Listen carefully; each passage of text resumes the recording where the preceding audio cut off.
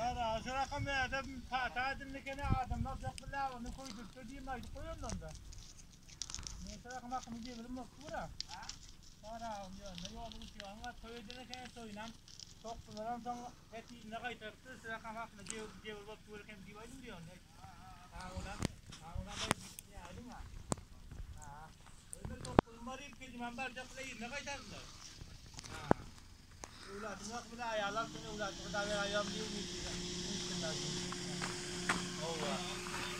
Ama tabii var evet mi ama sen işte orada varacak. Amin. Zaten koyuyorsun da var mı ki? Ha.